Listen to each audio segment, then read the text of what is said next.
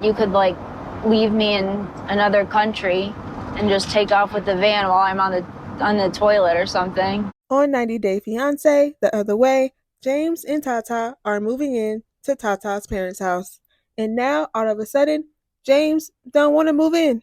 I can't picture myself living here. He says he's anxious because it's their house and their rules. I'm just confused on why he didn't think about that when he was in America. So Tatha, James, and Tatha's family all sit down and they talk about cleaning up the room that Tatha and James will be staying in. James isn't excited all of a sudden because he says his room looks like a jail cell.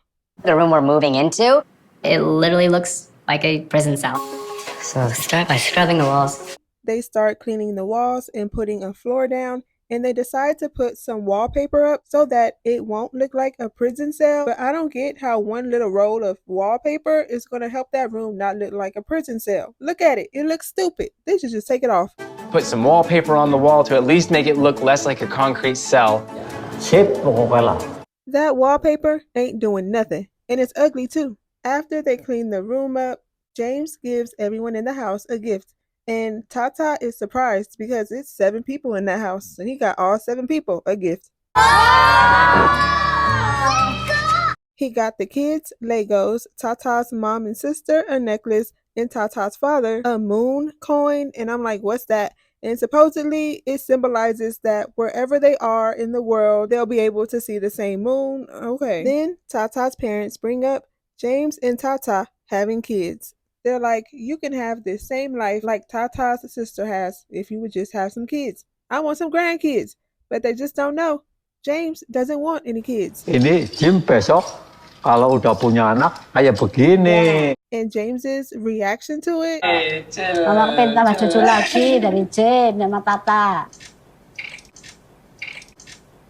Not telling the parents to chill when you the one over there lying. Got them thinking you want some kids when you don't even want none. Tatha's talking about how she doesn't know how their future is going to be when she's just as bad as James. But James still doesn't know that Adele told me that James doesn't want to have a kid.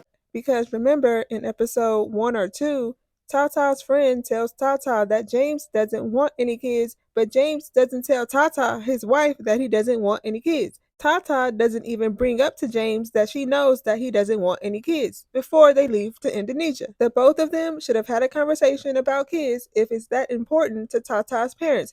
Tatha is saying that it's tradition that they get married and have kids. And if it was that important to Tatha, she would have had that talk before they got to Indonesia, especially knowing how important it is to her parents. What? They are so dumb. I know my doubts about having children. It's not going to go over well. And to make matters worse, Tatha's mom is lying to James. Now why she gotta go and do that? Nanti anaknya gantengnya kayak James. Kid will be so handsome like you. Anaknya? If James and Tatha do have kids, hopefully they look like Tatha. All team. Moving on to Corona and Ingi. Corona is warning Ingi that her family is crazy, so beware. Like, we can be some vicious ladies. Like I just can't see it. You gonna learn. The call starts, and her mom's first question is, do you live close to a volcano? Because if you do, I'ma kill you.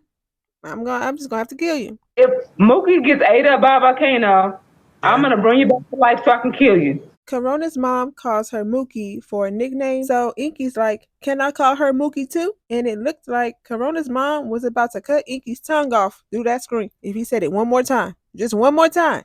Should I call her Mookie? Is that? Do you know her as Corona? Yeah. Then she asked her if she's signed up for midwifery school out there yet. Corona says no, but she plans to really soon. So her mom says if she doesn't sign up for school, I'm gonna have to come kidnap her.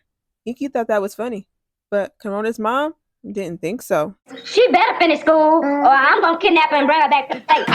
Did I tell a joke? Corona's sister says, why haven't you ever been in a serious relationship before? Inky tells her, I don't know, I think I just liked being single. I've just been searching for the right person, but I'm excited to start my life with Corona. Her sister then brings up marriage. Where the ring at? Definitely need to see a wedding happen though. Yeah, where the ring at? I mean, like we will figure this all out. Corona doesn't like Inky's response about getting married. She's ready for a ring right now, but this is Inky's first relationship. He's not ready to get married yet, but then again, he's ready for her to move in.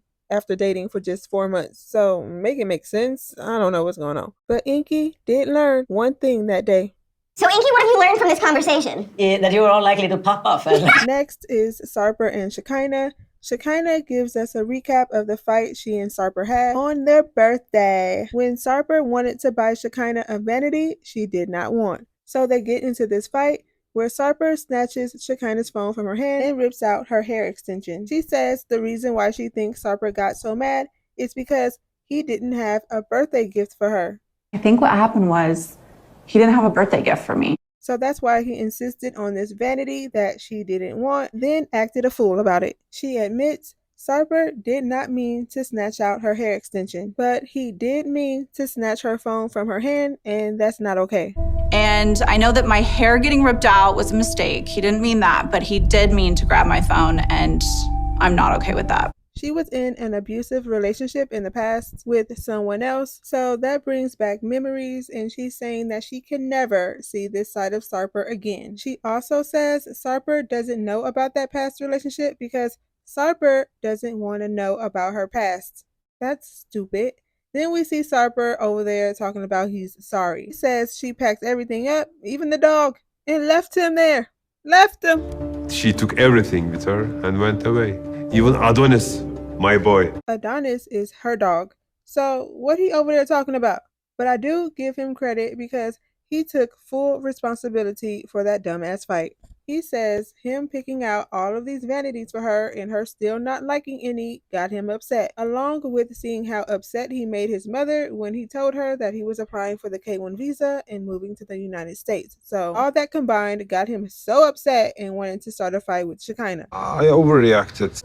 I could handle it better. I could be more calm. He says he's been texting her, but she hasn't replied. Shekinah even said that he's recorded himself on video saying he's sorry, but she still hasn't replied to him. Sarper says he'll understand if she never replies, but if she does, then he'll give her everything. Moving on to Josh and Lily, who also had a really stupid fight. Like, I can't even understand. Like, I can barely even follow. Josh is mad at Lily because he wanted to know what were those white lights that were flashing. Yeah, you heard me. What are those flashing lights? Oh, flash. Did you see flash? Lily's reaction is so funny to me because why did she say, oh, like that? Anyway, it's not funny because Josh is hurt. I wasn't sure if it was cameras, and, you know, she just usually does it. Okay. He's not just upset about the lights, he's also upset that Lily always cuts him off when he's speaking. She never lets the man finish his sentence, so he's frustrated. He says she would understand me if she would just let me speak. Let me speak! When I'm speaking to her, she cuts me off. Or she'll be like, no, I know. When I know she really doesn't know. Then we hear Lily's side of the story. Flashlight. Oh my God. She says she was just trying to drive into their parking garage. Josh wanted her to turn around so he can see what those flashing lights were. And I asked her, I said, can you drive around so I could show you? She said she don't understand why he kept insisting that she turn around to see them lights. Then Josh starts talking about how Lily brought up again about how much she does for him. She's like, look what I do for you. And you over here talking about some lights. That is a trigger for Josh. Josh doesn't like when Lily brings up money and about how much she does for him. She says, Josh told me I don't love him. He always telling me that. But she just proved that Josh was right, this time at least, about her bringing up everything that she does for him and money and all that, because she just told us right here. Look at her. She said, look what I do for you. 但是如果说我不是因为爱你，我为什么要去做那些事情呢？而是因为爱上他了。 Josh and Lily sit down to talk, and Lily tells Josh, I didn't know what you were saying. I didn't know what you meant when you said flashing lights. Do you think you were right for acting like that? You don't think you were wrong? You said flashlight. Because my English is not good, so I don't know flashlight what mean. But you rush, you're not patient. Do you think you are wrong? Josh tells her it's not about me not wanting to be wrong. It's about you always wanting to be right. Oh my God. Fix it, Jesus. Lily cuts off Josh again when he's speaking, and I said, oh no, he's triggered. 2 days. You know. Yes. Then Lily goes straight to, well, if we're not happy, then why are we married? So If we are both feeling unhappy, do you think we still live together? Josh said, "Don't do that. You always do that when we get into an argument. It hurts me." Lily wants to feel loved because she doesn't feel like Josh loves her. Josh tells her he does love her and that he's going to do everything he can to make sure they last. Lily's like, "Okay, you keep on promising these things, but I'll believe it when I see it." Finally, Statler and Dempsey, who just christened the van. They've christened the van. The van has been christened, yes. Multiple times. They're on their way to something called a boot sale, which is something similar to a yard sale or something like a flea market. And once they get their first sale, that's when things get a little hectic. And the bliss of christening the van is over. Statler tells Dempsey about the time her friend tells her that she gives more financially in a relationship, and now Statler is kind of worried about that. She just noticed that I tend to give and give and give in relationships. Dempsey reminds her that she said that she wanted to provide financially for her. Statler's like, "Yeah, but not 100%. I want you to help out too." So there's this whole back and forth about whether or not Statler told Dempsey that she wants her to make money too, and that she doesn't want to be the sole breadwinner. We even get a flashback of one of the tell-all episodes where it looks like Statler was telling the truth. So I'm just going to do bits of work here and there. Okay, a couple of months I'll be the breadwinner. I really would like a partner who's also financially independent. But Statler did say that at that time, they haven't yet talked about finances. I just wonder if they ever did sit down and have that conversation, because Dempsey seems so confused. She's like, "What job? What work? What that mean?" But I also think Dempsey is a liar. Dempsey says, "I'm not worried about money, but I will make some though." Statler says, "But how?" But doing kind of like what kind of things, out of curiosity? Whatever I want. Whatever I feel. Just so I have an idea. Like, but I don't have an idea. You just know that you're gonna manifest a job. Yeah. Dempsey thinks she's going to manifest a job. She's a bum, lazy, and doesn't want to work. She just wants Statler to do everything for her. She's a user, I think. That's just my opinion. She really dropped a bomb on Statler when she told Statler, "I still have money left from my car." I still have the money from my car. Oh, from your car.